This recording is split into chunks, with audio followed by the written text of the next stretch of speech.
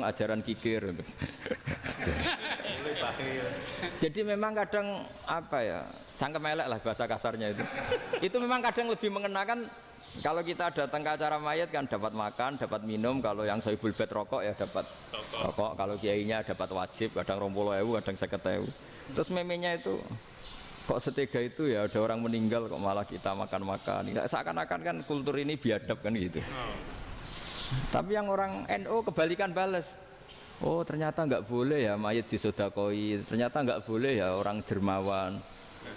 Berarti Islam membolehkan medit ya gitu. Model ini kan. Tak angen-angen itu luwih mandi timbang takbir ya kan. Karena ini kan memicu emosi kan. Memicu apa? Emosi. Nah, tapi saya kalau disuruh bela mana itu tidak ada yang saya bela. Ya seorang sudah lah, kalau mau nganggur saja sudah itu. Sudah. Ya tapi itu memang apa ya? Itu khazanah Islam. Ada yang kritik, ada yang enggak. Ya itu memang khazanah. Ya biasa aja. Kalau saya biasa.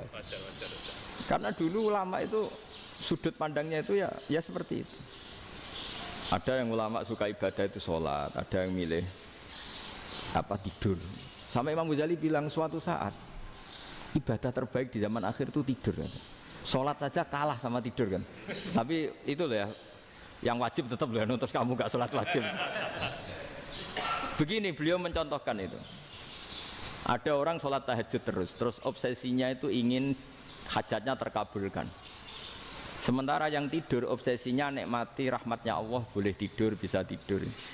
Kata Imam Ghazali, timbang kita tahajud terus nuntut pangeran aduk turu katanya. Mergo engko dia akibat terus setan memberi bisikan, "Loh nyatanya kamu tahajud ya gak terkabul." Berarti cerita bahwa Nabi ngendikan kalau doa tahajud mustajab enggak. Daripada ngono ki aduk turu ora tau donga ya. Timbang ngabri-abri Islam ya, timbang ngelek-ngelekin apa? Islam. Jadi ulama itu mulai dulu itu sudah berpikir. Banyak orang menjadikan tahajud sholat malam itu media untuk hajatnya. Dan kalau nggak kesampaian ini mutung. Nyalahkan kiainya ijazah ramandi. Macam. Daripada ngono ora usah apa? Tahajud turu wae. Dan jenis kayak ini tuh banyak. Makanya ulama kayak saya itu saenake dhewe itu ya jarak. Saya sering didolani muhibbin terus bilang, "Gus saya doakan gini-gini saya mau nyalon bupati atau saya gini." Saya bilang, "Gak waduh orang donga, nak ramandi darani ulama dongane ramandi." Nak mandi kamu jadi bupati tetap nganggep karena beli. Sopo sing ora roh bupati saya gak beli. Ribet kan? Ketika mereka jadi ngunsurkan doa kamu apa karena kemarin beli? Yang beli maksudnya nggak beli nggak usah tersinggung. Jadi ribet ngadepin. Nggak artinya gini loh, boyo doa itu jangan dipakai begitu loh. Kalau minta nasihat, tak nasihati jadi bupati yang baik, gubernur yang. Kalau minta doa itu resikonya. Akhirnya kiai kalau diminta doa ya doa, sebenarnya diisinya itu nggak doa kemenangan. Selamat. Itu nggak selamat gitu. Karena ribet. Makanya Islam itu doa itu setelah iman. Aturan iman benar baru doa. Aturan iman benar termasuk Allah itu yaf'alu ma yasha, boleh melakukan yang dikehendaki. Allah nggak boleh terdikte oleh doa kita, nggak boleh.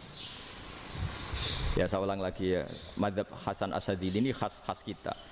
Jadi la ilaha illallah itu didahulukan sebelum istighfar. Tapi kebalikannya madzhab Imam Sanusi itu dibalik. La ilaha illallah itu kalimat yang sakral. Karena yang sakral dibutuhkan muqaddimah, yaitu yang melafadzkan harus yang sudah bersih, yang sudah steril baru melafadzkan la ilaha illallah. Maka dalam madzhab Sanusiyah istighfar dulu baru la ilaha illallah. Nah dalam madzhab Abul Hasan Asyadzili kebalikan, istighfar itu sah setelah sahnya tauhid. Kamu ikut mana tuh? Asyadzili apa Sanusiyah? Alhamdulillah sama-sama tidak paham ya sudah. Akhirnya sudah. Ya saya nggak kemana-mana kan gitu. Jadi apa ya? Terus ini saya teruskan ini biar khas pesantren atau khas NU lah, kalau bahasa Pak Rektor khas NU. Ini Ben sampean tahu beberapa perbedaan itu lazim, halaman 24. Ya halaman 24 sama 25. Tak baca ini masih orisinil. An Sufyan bin Uyainah ini juga gurunya Imam Syafi'i. Kata Sufyan bin Uyainah, beliau cerita, kana Isa wa Yahya alaihi salam ya'tiyanil qaryah. Fayas'alu Isa an syirari ahliha. Wa yas'alu Yahya an khiyari ahliha. Jadi Nabi Isa dan Nabi Yahya itu satu generasi, sama-sama masih muda. Kalau di satu kampung yang Nabi Yahya tanya, ini keluarga terbaik siapa? Saya mau nginap di situ karena kumpul orang baik itu nyaman. Kalau Nabi Isa kebalikan, keluarga terburuk mana ya, saya tak di situ. Nah terus akhirnya faqala lahu Yahya lima tanzilu ala syirarin nas. Kenapa kalau kamu bermalam kok malah kumpul orang-orang yang nakal? Innama ana tabibun udawil mardo. Saya ini nabi barat dokter. Di mana-mana dokter yang ngumpuli yang sakit, ngobati yang sakit. Makanya di NU itu ya banyak kiai jazab mengumpuli yang nakal-nakal. Nak tepak yang ngentas yang nakal, nak ora tepak ya katut. Ini adu nyali lah sudah gitu. Tapi itu ada ilmunya, yaitu niru Nabi siapa? Isa. Kalau kamu dokter penelitian tuh cari daerah yang banyak pandemi apa yang bersih? Yang banyak pandemi, karena yang namanya penelitian ya di situ kan. Kalau kamu dakwah ngentas kemiskinan, ke daerah miskin apa daerah kaya? Nah sama, kalau ngentas kefasikan, ke daerah fasik apa daerah orang soleh? Fasik. Ya, tapi itu Nabi Isa. Nah kalau kamu tidak Nabi kan potensinya kan ngantut itu. Tapi setidaknya bahwa kita sering disalahkan karena punya beberapa tokoh yang ngancani fasik-fasik, itu sebenarnya ada dalilnya, yaitu Nabi siapa? Isa. Nah terus masalah tegas dan lunak. Ketika ada mahasiswa misalnya pacaran, boncengan lanang dan perempuan, itu pilihan kita apa? Kalau tegas, terus gak mau mendengar kita. Misalnya gini contoh gampang, tak beri contoh Pak D. Jangan orang tua, nanti secara fikih itu beda. Nah ini kan kita orang pesantren, nah, biasa ngaji fikih detail. Kamu Pak D seorang perempuan, mahasiswi misalnya, sering pacaran. Setiap ke situ sama pacarnya kamu diam saja. Padahal kamu dosen keislaman.